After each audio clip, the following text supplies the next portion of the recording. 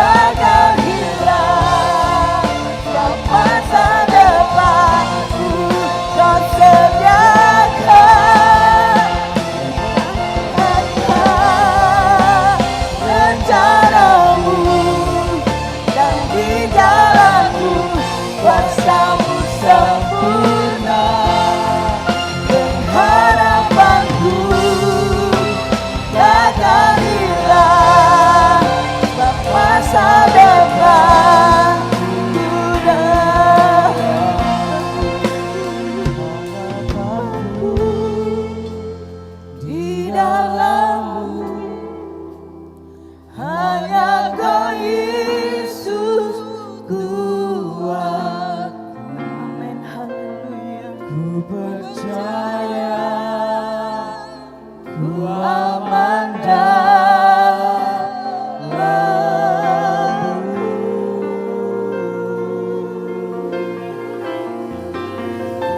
Harapanku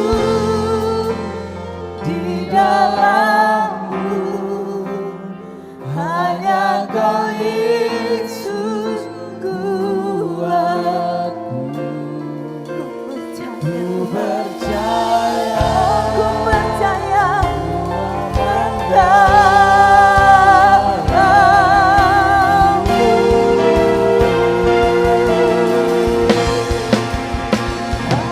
harapanku di dalam-Mu, hanya Kau Yesus kuatku. ku percaya Percaya aman dalam-Mu.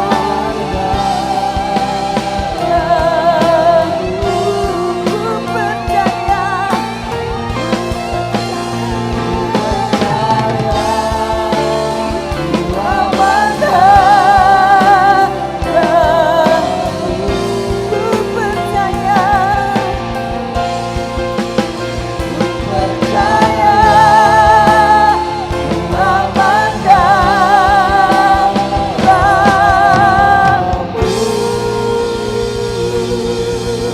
haleluya, haleluya. Engkau baik Tuhan Yesus, haleluya, haleluya. Dengan kasih Kristus Ibu Gembala. Bapa yang ada di dalam surga, kami datang kembali kepadamu ya Bapa, karena kami percaya hidup kami ada di dalam kuasa-Mu. Hidup kami adalah milik-Mu ya Tuhan. Kami mau persembahkan hidup kami kepadamu. Kami serahkan hidup kami kepadamu, karena Engkau adalah baik bagi kami.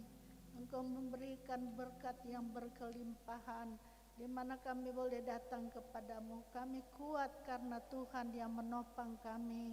Tuhan, ibadah pagi hari ini, biarlah kami boleh alami satu kekuatan yang Tuhan berikan dalam hidup kami, kemampuan di mana kami membawa hidup kami kepadamu, karena hidup kami ini adalah milik kepunyaan-Mu ya Bapa. Terima kasih Tuhan, terima kasih Engkau Allah kami satu-satunya yang selalu menjaga dan melindungi kami. Terima kasih Tuhan, sebab itu pagi hari ini kami datang berbakti kepadamu. Kami datang bersyukur dan berterima kasih kepadamu. Waktu yang begitu indah yang Engkau berikan bagi kami.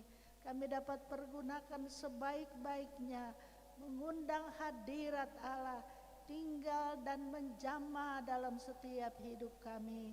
Terima kasih Tuhan, Engkau ada di tengah-tengah kami pagi ini Tuhan.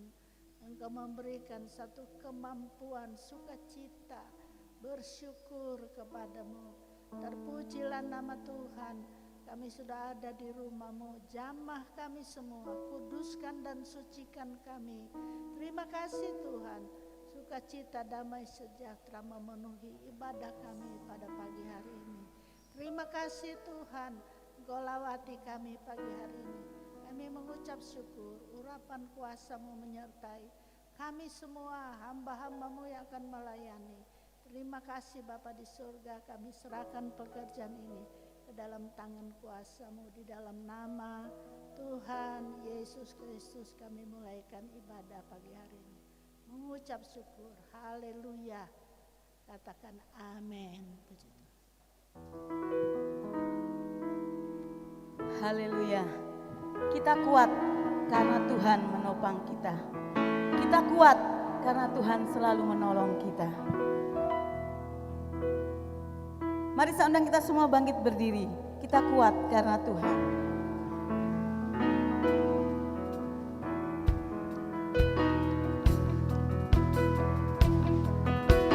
Sebab itu ku kuat. dapat berdiri hadapi semua. Kuat, semakin kuat, sebab urapannya limpah di hidupku. Kuat, kuat, ku dapat berdiri hadapi semua. Kuat, semakin kuat, sebab urapannya limpah di hidupku. Ku mau bersyukur dengan segenap hatiku, namamu dan janjimu melebihi segalanya. Saat ku berseru, engkau pun menjawabku. Kau tambahkan kekuatan di hidupku. Tapi ku kuat, amin. Kuat, ku dapat berdiri hadapi semua. Kuat, makin kuat, sebab urapannya limpah di hidupku. Sebab itu ku kuat, itu ku kuat, amin. Kuat, ku dapat berdiri hadapi semua. Kuat, makin kuat, sebab urapannya limpah di hidupku. Mari kita bersyukur kepada Tuhan. Ku mau bersyukur dengan segenap hatiku, namamu dan janjimu melebihi segalanya. Saat ku berseru, engkau pun menjawabku. Tambahkan kekuatan di hidupku. Sabtu ku kuat, ku dapat berdiri hadapi semua. Amin. Kuat, urapannya limpah di hidupku. Sebab itu ku kuat. Kuat, terima kasih Tuhan. Kuat, ku dapat berdiri hadapi semua. Kuat, semakin kuat, sebab urapannya limpah. Mari kita kasih tangan kita ke atas kalau kita kuat. Sebab itu kuat, amin. Kuat, ku dapat berdiri menghadapi semua. Haleluya. Kuat, semakin kuat. Kuat, sebab urapannya limpah di hidupku. Sebab itu ku kuat. Haleluya. Kuat, ku dapat berdiri hadapi semua. Kuat, semakin kuat, sebab urapannya limpah di hidupku. Sebab urapannya limpah di hidupku. Sebab urapannya limpah di hidupku.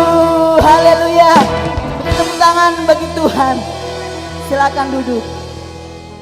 Kita akan dengarkan motivasi.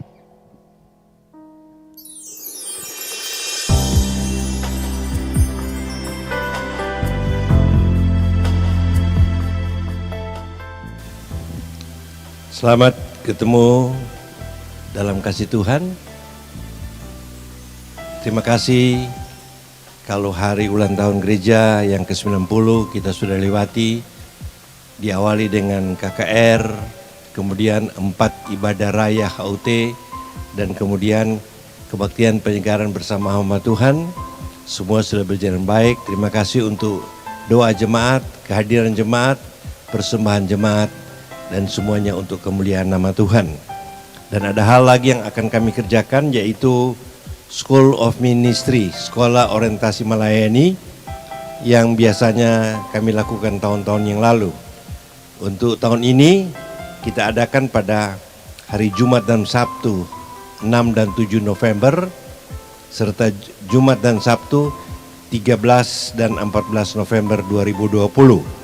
Dimulai dengan hari Jumat sore jam 5. Ya, saudara dapat mendaftar pada saudara Bagus ataupun ke kantor gereja, dan pendaftaran hanya kami terima untuk sementara 120 orang karena kami harus menjaga mengikuti protokol kesehatan yang ada, dan yang belum sempat nanti bisa ikut pada gelombang kedua bulan Januari dengan tema yang sama, karena biasanya tahun-tahun yang lalu yang mengikuti sekitar 200 orang, tapi tahun ini kami bagi dua, yaitu gelombang pertama 120 orang.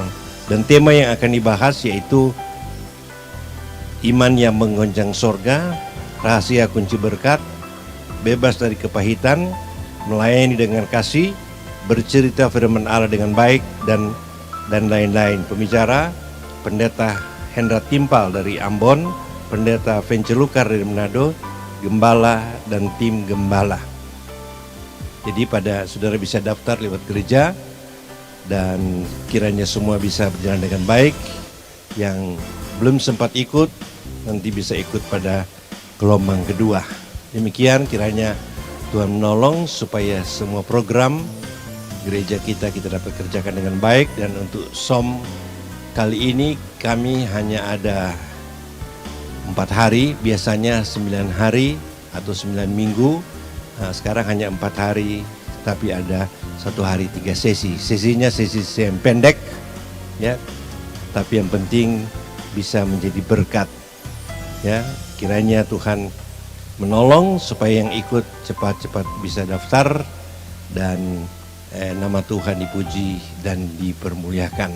Tuhan berkati juga ibadah sepanjang hari ini. Tamu hamba Tuhan dari Bali kiranya menjadi berkat buat kita, dan motivasi hari ini dari Mary Riana kiranya mendatangkan berkat buat kita. Tuhan Yesus memberkati. Saatnya kita akan mempersiapkan hati kita untuk kita akan ditaburi oleh kebenaran firman Tuhan. Haleluya. Mari kita semua bangkit berdiri. Tuhan, aku rindu. Tuhan, aku siap. Penuhi aku dengan Roh-Mu. Ku rindu lawatan-Mu.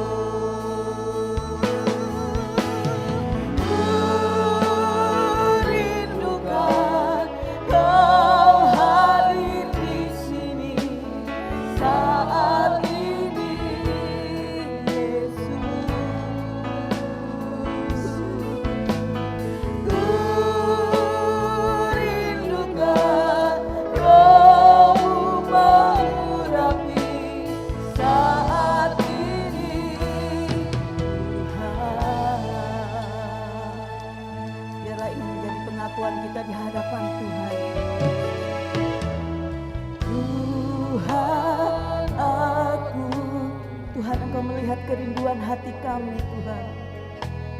Tuhan aku siap, hati kami siap kita beri firman-Mu.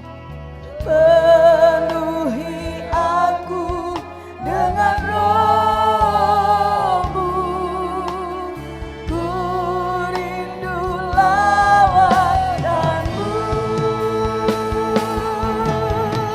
ku rindukan Kau hadir di sini saat ini, Yesus. Ku rindukan Roh-Mu mengurapi saat ini, Tuhan.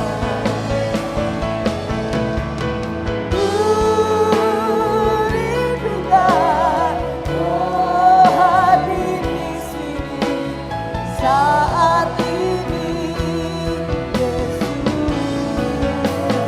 Di hati kami Tuhan, haleluya, haleluya, mengurapi saat ini,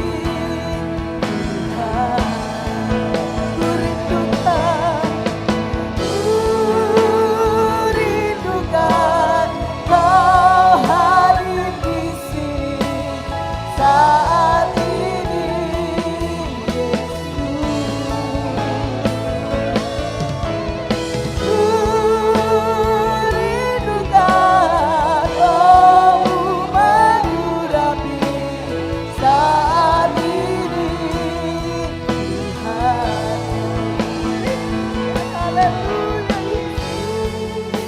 Haleluya, haleluya, Kau menjabat setiap kami yang hadir pagi hari ini, Tuhan. Haleluya, haleluya, terima kasih Tuhan. Ku rindukan Roh-Mu mengurapi saat ini, Haleluya. saat ini, Haleluya. Saat ini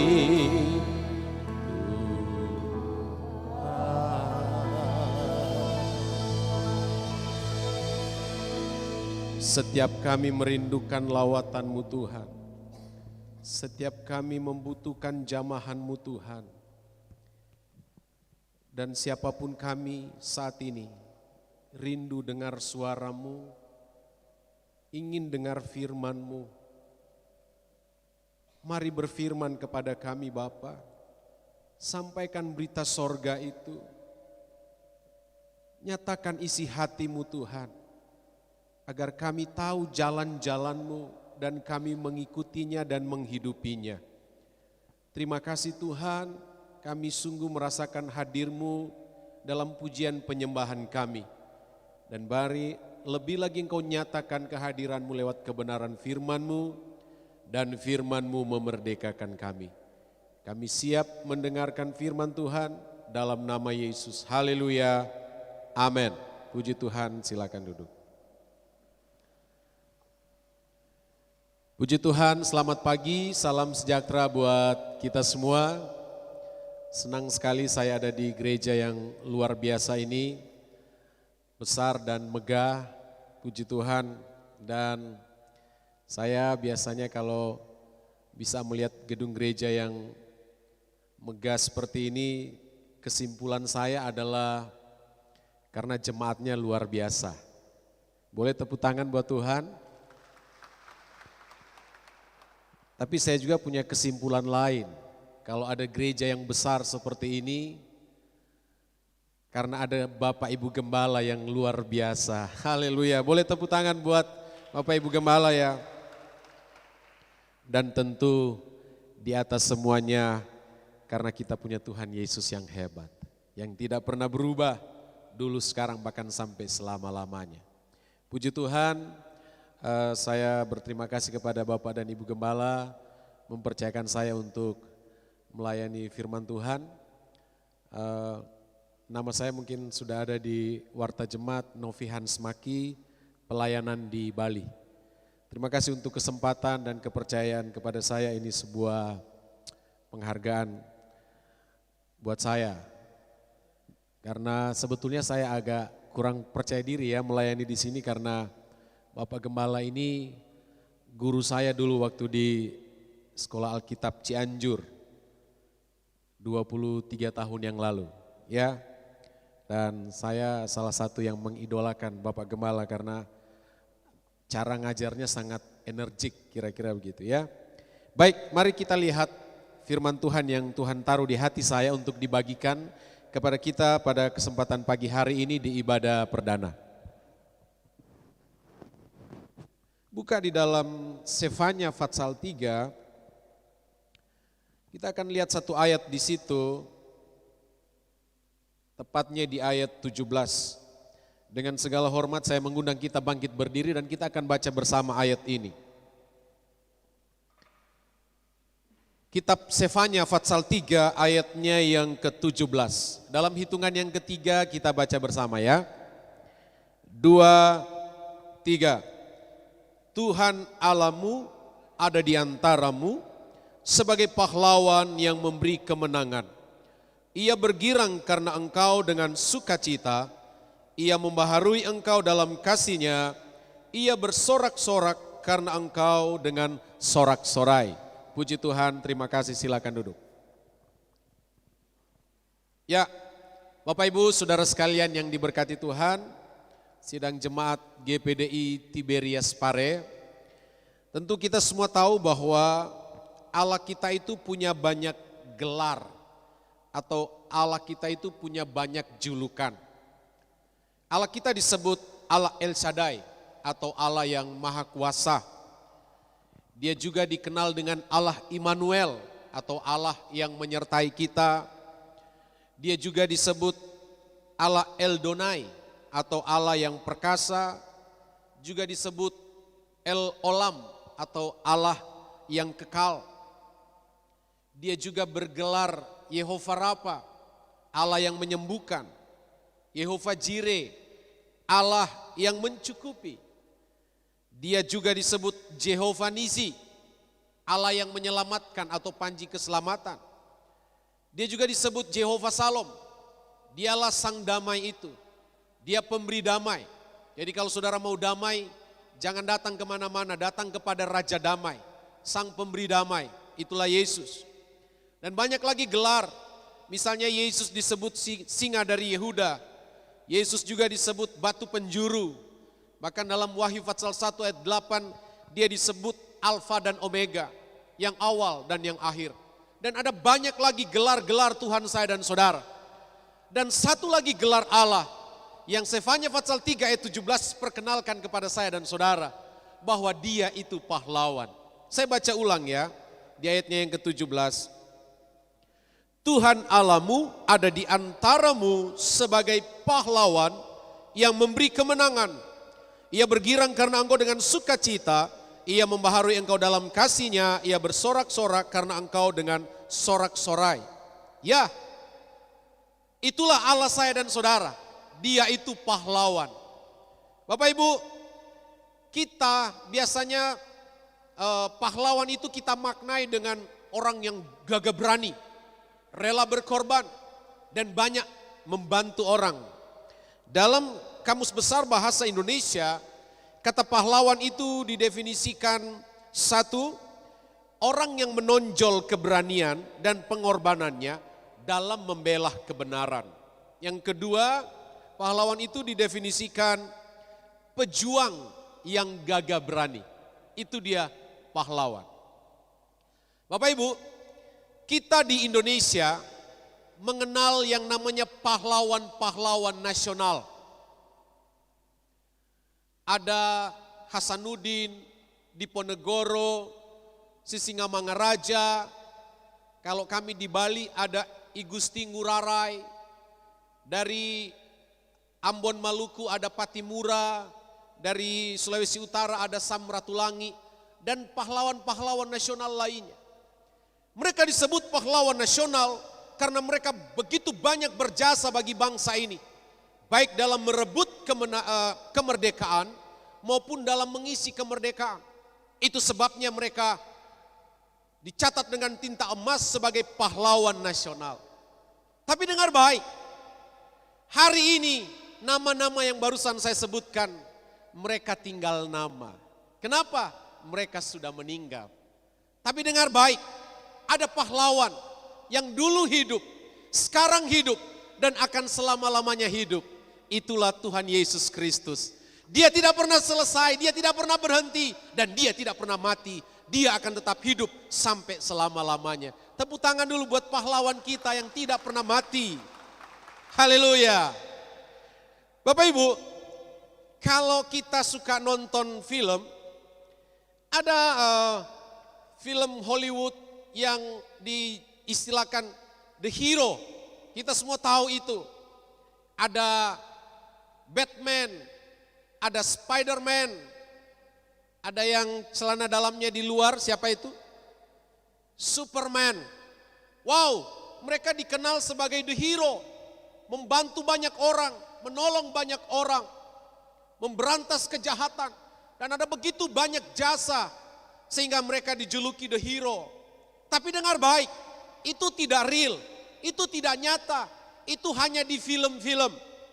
Tapi saya mau kasih tahu kepada kita semua pagi hari ini, ada pahlawan yang nyata, yang benar-benar real. Dialah Tuhan Yesus Kristus. Haleluya, haleluya. Dia pahlawan kita semua.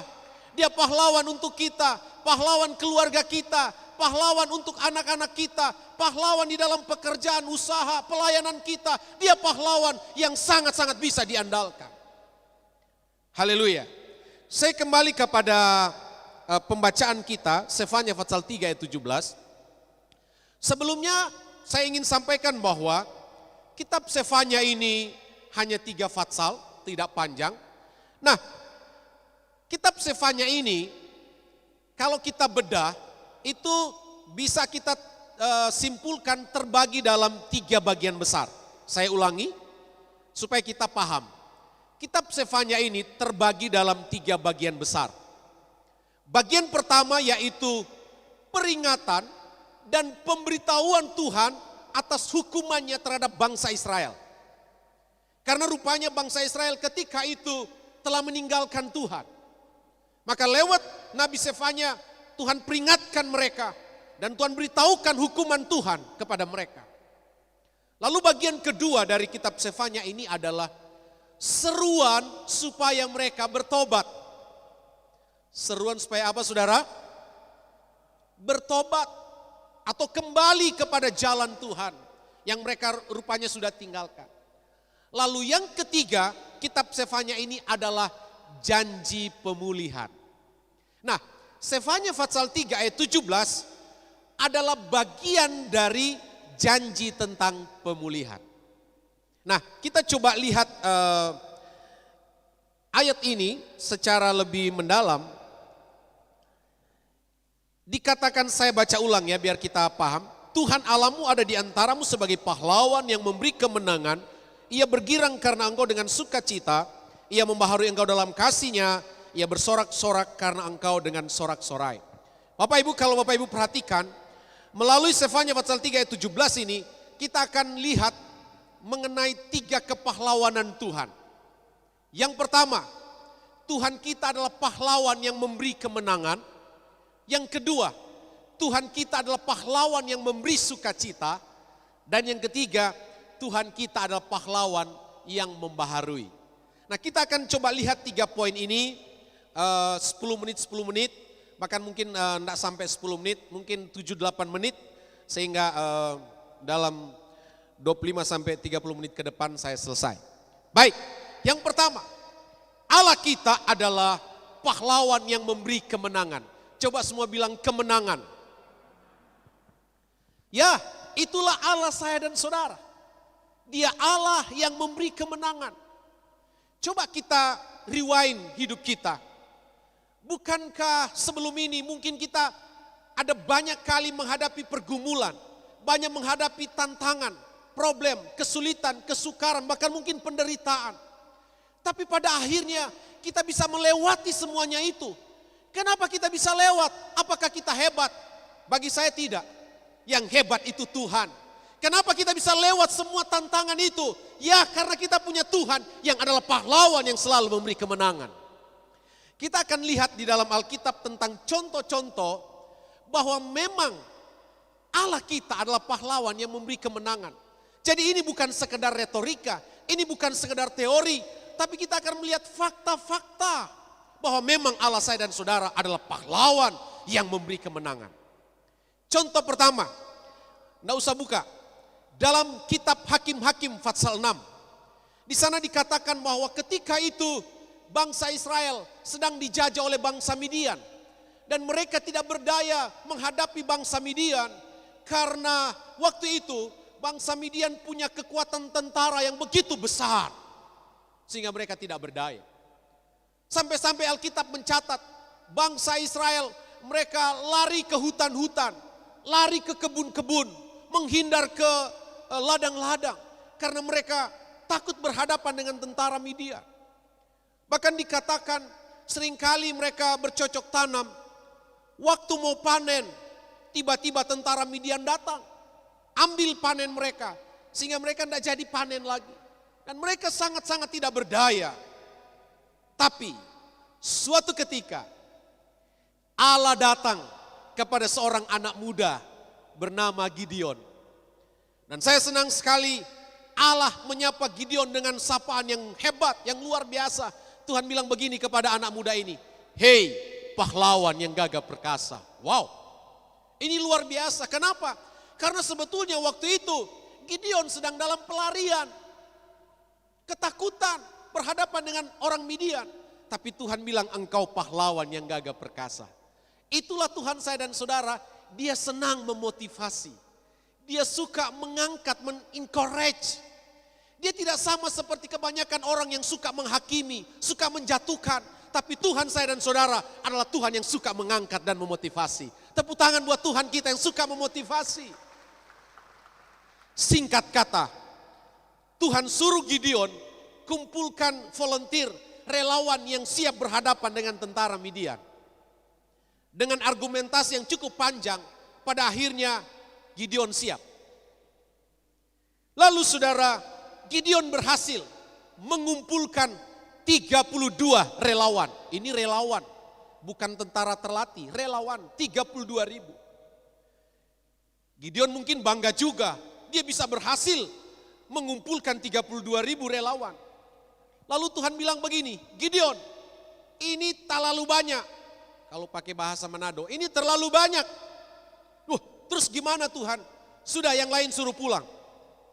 Akhirnya Gideon bilang, oke, kalian yang tidak begitu siap untuk berperang, silakan pulang. Firman Allah katakan, hari itu pulang 22.000 tentara relawan. Jadi dari 32.000 pulang 22.000, sisa berapa Bapak Ibu? Halo, tinggal berapa? 10.000. Tuhan bilang, Gideon, ini pun masih terlalu banyak. Gideon kaget. Terus gimana Tuhan? Suruh pulang yang lain. Akhirnya dengan seleksi minum air dari sungai, singkat kata, hari itu pulang 9.700 relawan. Jadi dari 10.000 pulang 9.700, sisa berapa Bapak Ibu? Sisa 300.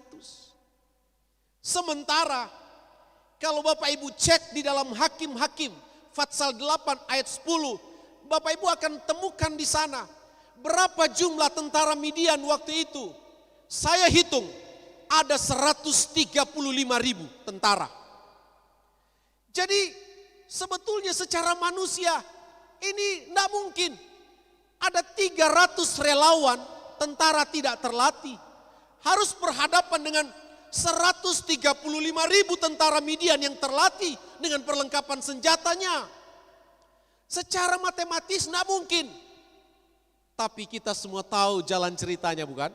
Hakim-Hakim pasal 6. Pada akhirnya 300 pasukan Gideon menang melawan 135.000 tentara Midian. Kenapa bisa menang? Ya, karena ada Allah yang adalah pahlawan, yang memberi kemenangan. Haleluya, haleluya. Dan saya percaya Allah yang ada memberi kemenangan kepada pasukan Gideon, Allah yang sama yang kita sembah hari ini adalah Allah yang selalu memberikan kemenangan kepada saya dan saudara. Yang setuju bilang amin. Contoh kedua Bapak Ibu, cerita yang sangat melegenda dalam Alkitab. 1 Samuel pasal 18 tentang pertempuran seorang anak remaja yang Alkitab bilang pipinya kemerah-merahan bernama Daud. Harus berhadapan dengan seorang yang Alkitab bilang pendekar, yang badannya tinggi besar, raksasa bernama Goliat dari Filistin. Bayangkan, Goliat itu firman Allah berkata tingginya 6 hasta sejengkal. 1 hasta sama dengan kurang lebih 45 cm. Jadi 6 hasta itu kurang lebih 2,7 tambah sejengkal. Kalau sejengkal saya, karena saya kecil, pendek, begitu jelek lagi. Saya pendek jadi sejengkal saya mungkin cuman ya sekitar 17 cm. Tapi kalau sejengkal orang Israel, besar-besar, bisa saja 30 cm. Jadi diperkirakan Goliat itu tingginya 3 meter. Bisa saudara bayangkan, hari ini saja pemegang rekor orang tertinggi, setahu saya dari Turki, Sultan Kores namanya, dia tingginya cuma Sultan Kosen ya, dari Turki, dia tingginya cuma 2,6. Itu tercatat orang tertinggi di dunia sekarang. Nah Goliat 3 meter, terlatih berperang, punya perlengkapan perang, berhadapan dengan seorang remaja yang tidak punya senjata, cuma ada ketepel. Mau dilihat dari sudut pandang manapun, pasti kita akan bilang, kalahlah seorang anak kecil, remaja. Tapi lagi-lagi kita melihat, fakta Alkitab mengatakan bahwa Daud berhasil mengalahkan Goliat. Kenapa bisa seorang remaja mengalahkan seorang pendekar berpengalaman dengan perlengkapan senjata yang begitu komplit ketika itu? Ya, karena di belakang Daud ada pahlawan yang selalu memberi kemenangan. Haleluya, haleluya. Contoh ketiga dalam Alkitab tentang sebetulnya mustahil. Begini Bapak Ibu, pernah suatu ketika di puncak gunung namanya Gunung Karmel, bertempurlah seorang diri namanya Nabi Elia. Dan berhadapan dengan, perhatikan, berhadapan dengan 450 Nabi Baal dan 400 Nabi Asyera. Jadi total semuanya 850. Saudara lihat, sendirian Nabi Elia di Gunung Karmel. Tercatat di dalam 1 Raja-Raja pasal 18. Dia sendirian harus berhadapan dengan 850 Nabi Baal dan Nabi Asyera.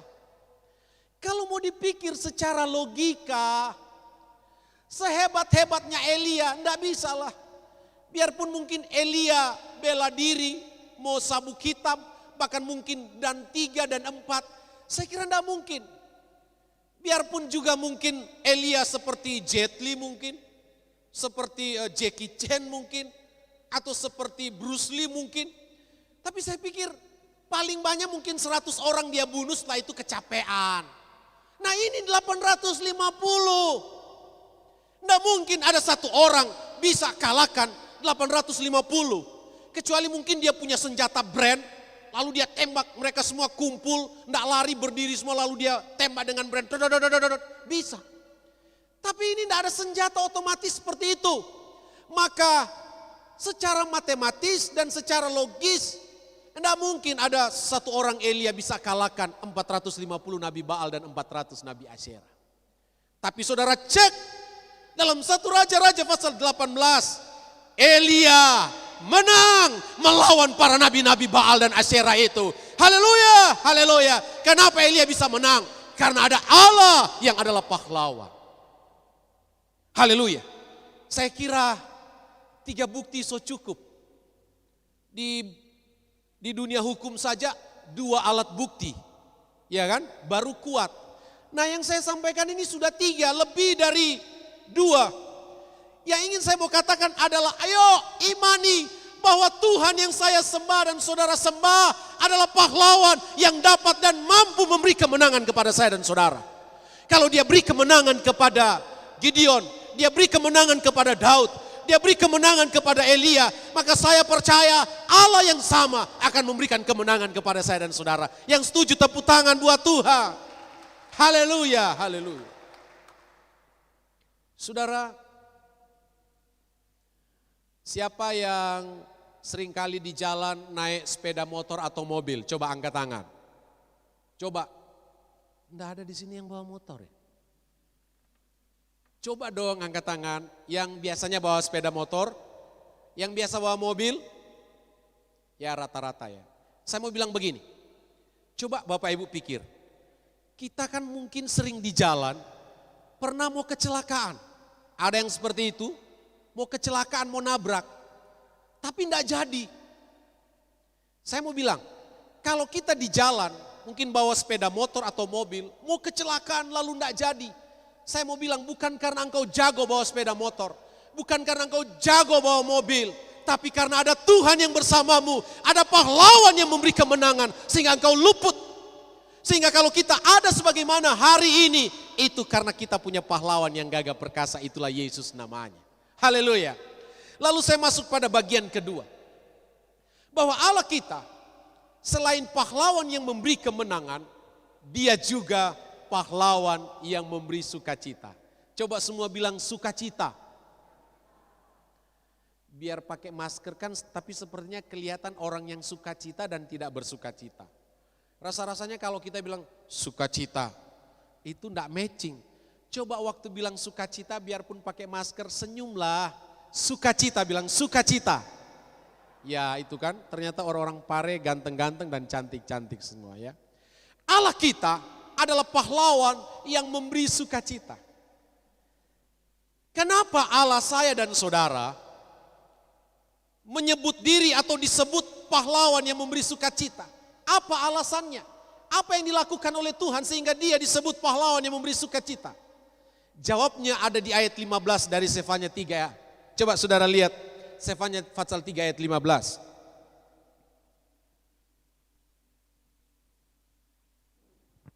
Ini dia alasannya kenapa Allah kita disebut pahlawan yang memberi sukacita.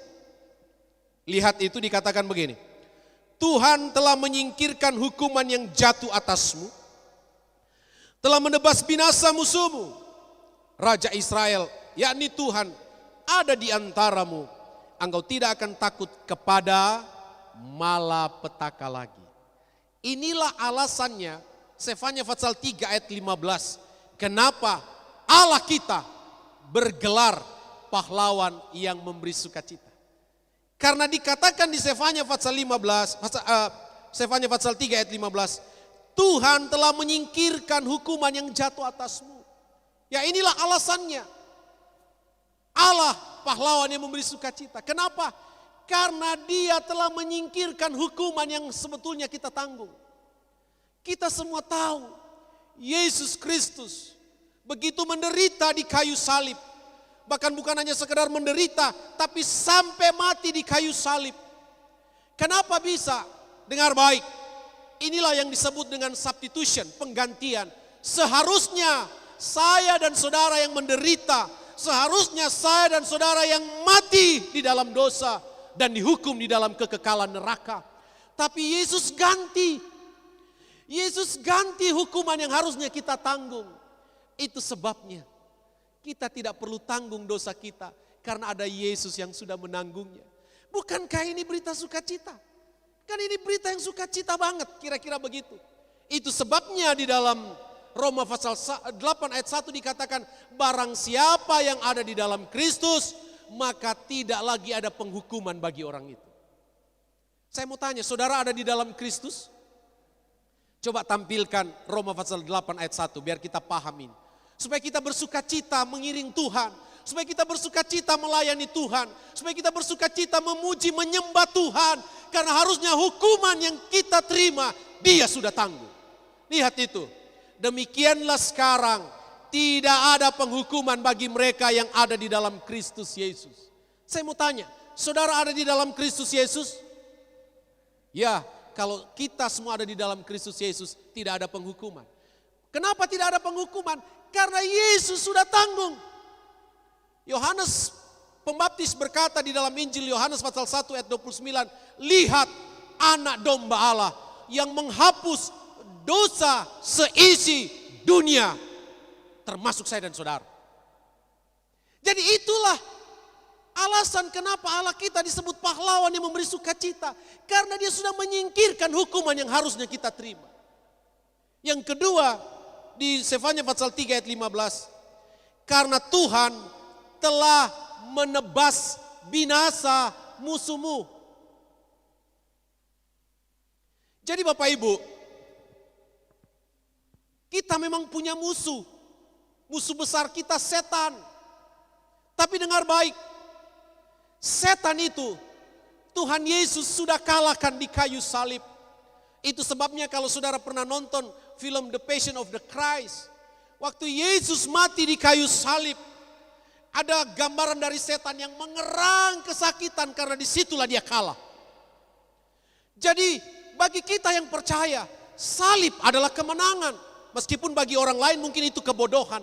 Tapi bagi kita orang percaya, tahu kebenaran, salib itu adalah kemenangan. Karena di salib itulah Yesus kalahkan setan. Jadi saudara, kita tidak usah kalahkan setan. Dengar baik, kita tidak usah kalahkan setan. Dia so kalah, dia sudah kalah. Dan yang mengalahkan dia Yesus Kristus.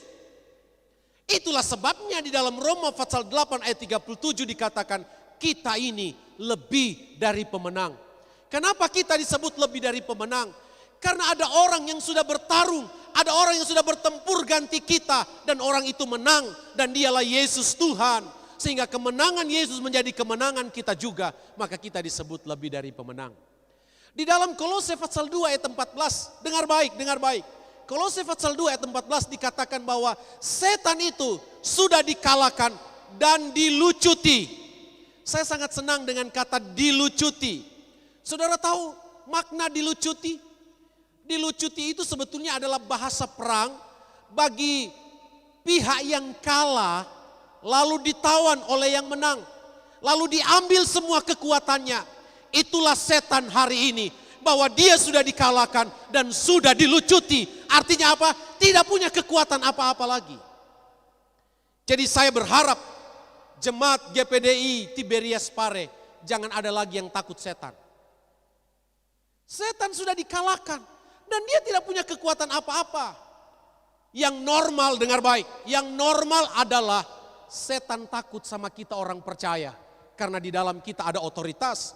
Yesus berkata dalam Filipi pasal 2 ayat 9. Kepadaku telah diberikan kuasa di langit, di atas bumi, dan di bawah bumi. Saudara tahu apa maksudnya di bawah bumi? Di bawah bumi itu menurut filsafat Stoa merupakan tempat yang dihuni oleh setan-setan. Dan Yesus berotoritas di sana. Dan kalau saudara cek Efesus pasal 1 ayat 20 dan 21. Otoritas yang ada pada Yesus, kuasa di langit, di atas bumi, dan di bawah bumi diberikan kepada gereja. Siapa itu gereja? Saya dan saudara. Jadi hari ini kita gereja Tuhan punya otoritas di langit, di atas bumi, dan di bawah bumi. Jadi yang normal adalah setan takut sama kita. Nah kalau kita yang takut setan itu berarti abnormal saudara. Nah, saya berharap semua di sini normal, tidak ada yang abnormal. Amin. Tepuk tangan dulu buat Tuhan. Haleluya. Saudara, kalau ada di antara kita yang masih suka dipermainkan setan, itu karena kita belum tahu kebenaran dan kebenaran itu belum memerdekakan kita. Tapi saya berdoa supaya kita tahu kebenaran dan kebenaran itu memerdekakan kita. Bahwa kita punya otoritas atas setan karena setan sudah dikalahkan oleh Tuhan Yesus Kristus, sang pahlawan yang telah mengalahkan musuh kita. Lalu yang ketiga di Sefanya pasal 3 ayat 15 itu, Allah kita bergelar pahlawan yang memberi sukacita Karena selain Dia telah menanggung hukuman kita atau menyingkirkan hukuman kita, Dia telah menebas binasa musuh kita. Dan di situ dikatakan di ayat 15, Dia ada di antara kita. Oh haleluya. Ini berita baik Bapak Ibu. Ini berita gembira bahwa Allah yang sebelumnya transenden, tidak terselami dan tidak terhampiri. Dia jauh di sana, Dia transenden. Tetapi di dalam Yesus, Dia telah menjadi imanen dan tinggal di antara kita. Yohanes pasal 1 bilang, ayat 1, pada mulanya adalah firman. Firman itu bersama-sama dengan Allah. Dan firman itu adalah Allah. Lalu ayat 14 dari Yohanes pasal 1, firman itu telah menjadi manusia dan diam di antara kita. Yesus ada bersama kita. Mau takut apa kita Bapak Ibu? Itulah sebabnya Tuhan kita disebut pahlawan yang memberi sukacita karena Dia ada di antara kita. Dan kalau Dia ada di antara kita, mau takut apa kita? Tidak ada yang bisa ganggu gugat kita, umat-umat pilihan Tuhan. Tepuk tangan buat Tuhan. Haleluya, haleluya. Dan poin yang ketiga, dan ini yang terakhir. Jadi yang pertama, Allah kita adalah pahlawan yang memberi apa? Kemenangan. Yang kedua, Allah kita adalah pahlawan yang memberi sukacita. Dan yang ketiga, kembali ke Sefanya pasal 3 ayat 17, Allah kita adalah Allah yang membaharui. Coba semua bilang membaharui. Membaharui sama dengan memulihkan. Dan membaharui di situ juga bisa kita maknai dengan menyembuhkan. Ya, itulah Allah saya dan saudara. Dia pahlawan yang memulihkan. Dia pahlawan yang membaharui. Dia pahlawan yang menyembuhkan. Berapa banyak kali kita sakit, tapi kita bisa sembuh. Dengar baik, kita sembuh sebetulnya bukan karena dokter, bukan karena obat. Mereka hanya sarana, mereka hanya fasilitas. Tapi sesungguh-sungguhnya kalau kita sakit dan kita bisa lewati itu, kita bisa sehat sampai hari ini. Karena ada pahlawan yang menyembuhkan. Ada pahlawan yang membaharui. Ada pahlawan yang memulihkan. Itulah Tuhan saya dan saudara. Seperti yang saya sudah sampaikan di awal tadi. Bukankah sebelum ini mungkin kita pernah hadapi masalah yang kita pikir, waduh ini berat. Ini tidak ada jalan keluar. Saya tidak tahu lagi harus mau ngapain. Saya tidak tahu lagi harus kemana. Ini masalah terlalu berat. Tapi tiba-tiba kan kita bisa lewati semuanya itu. Tiba-tiba kita sudah dapat kelegaan. Tiba-tiba kita sudah bisa memuji Tuhan. Tiba-tiba kita sudah senang bersuka cita. Itu berarti kita sudah dilawat oleh Tuhan. Dan Allah yang adalah pahlawan yang membaharui sudah bekerja atas hidup kita. Kita semua tahu cerita tentang satu tokoh Alkitab, Ayub. Ayub pernah berada di puncak kehidupan. Keluarganya diberkati. Dengan istri dan anak-anak. Dengan harta yang melimpah. Dengan teman-teman sejawat yang saling menghormati, saling mengasihi. Tapi dalam hitungan sekejap, ya semua hilang. Lihat. 10 anak Ayub mati. Semua harta bendanya yang dia kumpulkan selama ini hilang. Istrinya tinggalkan dia. Teman-temannya pun menghakimi dia. Dan yang kelima, dia kehilangan kesehatan. Di mana sekucur tubuhnya dari ujung kepala sampai ujung kaki penuh dengan luka-luka yang mengerikan. Luka-luka itu seringkali gatel, dan kalau gatel dikatakan dia ambil beling lalu dia mulai garuk. Saking gatelnya mungkin kukunya sudah tidak mampu lagi, jadi dia ambil beling garuk. Tapi ada saat-saatnya luka itu begitu perih, Ayub begitu menderita. Tapi saudara cek di Ayub pasal 42, Tuhan pulihkan Ayub. Tuhan kasih lagi Ayub anak 10 yang cantik-cantik dan ganteng-ganteng. Tuhan ganti harta Ayub yang hilang 2 kali lipat. Jadi bayangkan, kalau sebelumnya aset Ayub ada katakanlah misalnya 10M, Tuhan ganti 20M. Dia jadi sehat, teman-temannya kembali membangun hubungan sosial dengan baik. Ayub dipulihkan. Kenapa Ayub bisa dipulihkan? Ya karena Allah kita adalah pahlawan yang memulihkan. Nah mungkin ada di antara kita yang sedang mengalami keterpurukan, sakit, masalah, tantangan. Dengar baik, Allah kita, Allah pemulih yang sangat bisa diandalkan. Sekarang kesimpulannya, apa yang harus kita lakukan? Nah kembali kepada apa yang saya sudah sampaikan dari awal bahwa kitab Sefanya ini terbagi 3 bagian. Yang pertama, peringatan akan hukuman Tuhan karena mereka sudah tinggalkan Tuhan. Yang kedua, seruan supaya mereka bertobat. Dan yang ketiga, janji pemulihan. Jadi apa maknanya? Saya mau bilang begini, lakukan bagian kita, sadar dan datang kepada Tuhan. Kalau ada hal-hal yang kita lakukan yang menyimpang dari kebenaran firman Tuhan, ada dosa yang kita sembunyikan, bertobat. Bertobat, bertobat, cari wajah Tuhan. Maka dia akan hadir sebagai pahlawan dalam hidupmu, pahlawan dalam keluargamu, pahlawan untuk anak-anakmu, pahlawan untuk pekerjaanmu, pahlawan untuk usahamu. Dia akan datang sebagai pahlawan yang memberi kemenangan, memberi sukacita, dan yang memulihkan asalkan lakukan bagian kita. Bertobat dari jalan-jalan kita yang jahat, bertobat dari tingkah laku kita yang tidak mempermuliakan Tuhan, datang kepada Tuhan, hidup sungguh-sungguh, hidup sesuai firman Tuhan, maka Allah akan hadir sebagai pahlawan dalam hidup kita. Tuhan Yesus memberkati. Kita bangkit berdiri. Haleluya.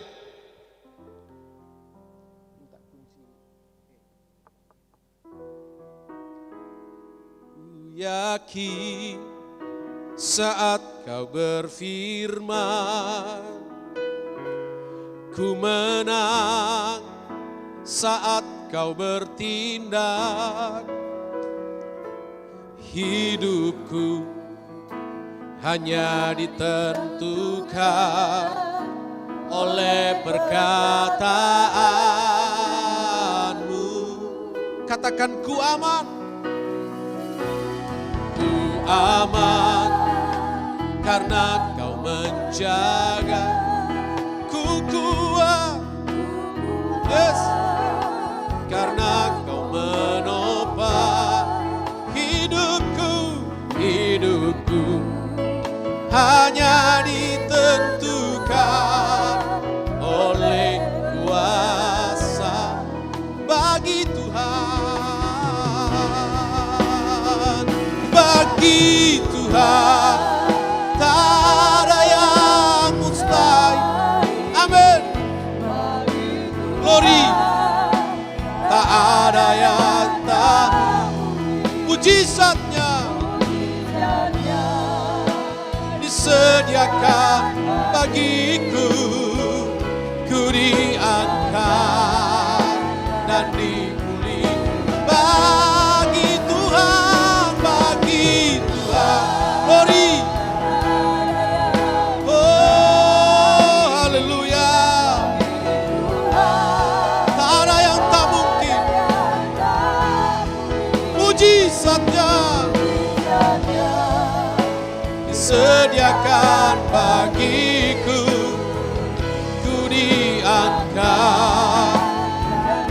Ku diangkat dan dipulihkannya. Ku diangkat dan dipulihkan. Ku diangkat, ku diangkat dan dipulihkannya.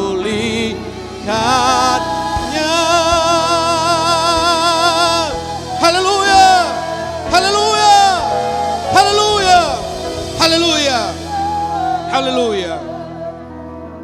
Saya minta semua tutup mata, jangan ada yang buka mata. Hanya kita dengan Tuhan. Saya mau tantang saudara. Siapa di antara saudara yang mau lebih lagi mengalami kepahlawanan Tuhan dalam hidup? Dalam keluarga, rumah tangga, usaha, pekerjaan atau pelayanan. Siapa di antara saudara yang rindu untuk lebih lagi mengalami kepahlawanan Tuhan? Angkat tanganmu. Saya akan berdoa buat setiap tangan yang terangkat. Bapa, dalam nama Yesus, Engkau lihat tangan-tangan yang terangkat. Tangan-tangan dari anak-anak-Mu sendiri yang Engkau sudah tebus dengan darah-Mu. Mereka mengangkat tangan karena mereka menghormati firman. Mereka mengangkat tangan karena mereka meresponi firman. Dan mereka mengangkat tangan karena mereka merindukan Engkau melawat mereka. Engkau hadir dalam hidup mereka sebagai pahlawan yang memberi sukacita, yang memberi kemenangan, dan yang memulihkan dan yang membaharui. Itu sebabnya hamba-Mu berdoa di dalam nama Yesus, di dalam nama Yesus, kiranya Engkau hadir dengan kuasa-Mu di setiap kami dan menjadi pahlawan yang sangat mampu kami andalkan dalam hidup ini. Pahlawan yang akan selalu membela, menolong, menjaga, melindungi, bahkan pahlawan yang akan memberkati kami senantiasa. Dalam nama Yesus kami berdoa, dan kiranya oleh kekuatan Roh Kudus, tanamkan dan meteraikan kuat kebenaran ini di setiap kami, dan kebenaran ini memerdekakan kami. Kami sudah berdoa dan mengucap syukur dalam nama Yesus. Semua bilang haleluya. Haleluya. Sama-sama katakan amin. Puji Tuhan, saya kembalikan kepada Bapak. Berikan kemuliaan bagi Tuhan. Puji Tuhan. Tuhan kita yang bukan saja memberikan kemenangan, Dia memberikan sukacita dan Dia pulihkan kita, ya. Termasuk di masa pandemi ini Dia pasti menolong dan memberkati kita, dan biarlah firman yang sudah disampaikan menjadi berkat buat kita semua. Kita akan akhiri ibadah ini, dan tadi sudah disampaikan saudara boleh daftar untuk School of Ministry. Maaf kalau hanya sampai 120, yang berikut biasa lebih 200. Tapi karena harus jaga jarak, ya, paling banyak kita 120-an. Jadi kiranya Tuhan tolong, Tuhan berkati. Mari sama-sama kita bangkit berdiri, kita akan mengakhiri ibadah ini.